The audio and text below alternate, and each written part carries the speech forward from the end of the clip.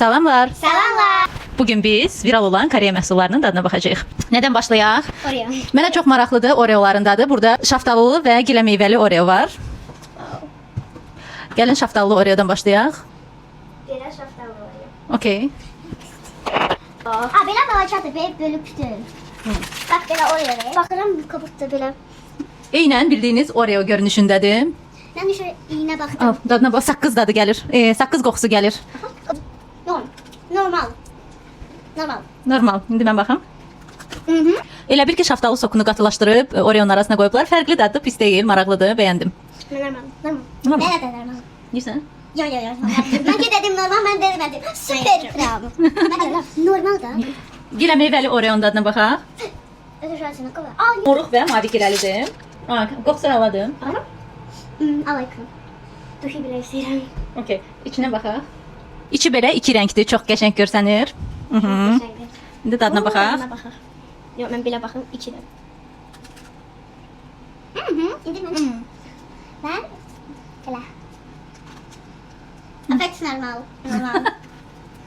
Belə. No. Ya, Not good. mən turş məzə dadları sevdiyim üçün şaftalıdan belə daha çox bəyəndim. Çox bəyəndim. Mən bu əladır. Gilə meyvə dadında Oreo. Əladır. Çox bəyəndim. Bu mənli idi. Götür, mən istəmirəm. Sən xoşuma gəldin. İstəmirsən?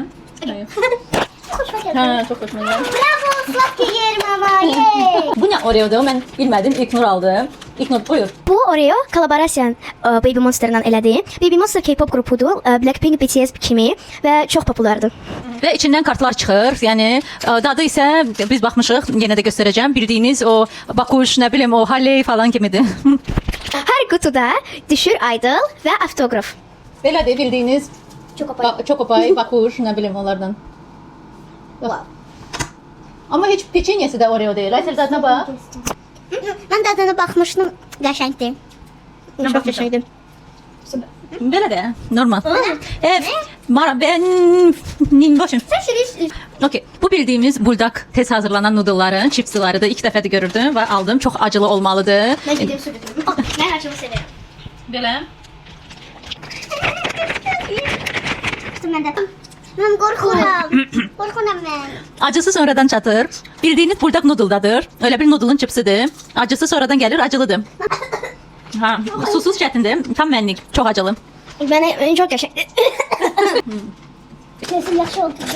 Bu Lay's bambu Koreya videolarında görürsünüz. Yeməyin yanında yeyirlər. Tam çatmır mənə nədir, amma bu ondandır. Gəl dadına baxaq.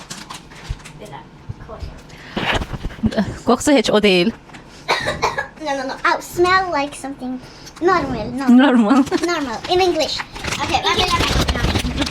It is straight. Yox, o sıra deyil, amma dadı bilmirəm necə. Nəsə dad gəlir, tuta bilmirəm nə dadıdır. Daha pis gözləyirdim düzün deyim, amma ortadır. Belə də nəsə dəniz məhsulları dadı gəlir, əlaqəsini tuta bilmədim. Uşaqlar bəyənmədim. No.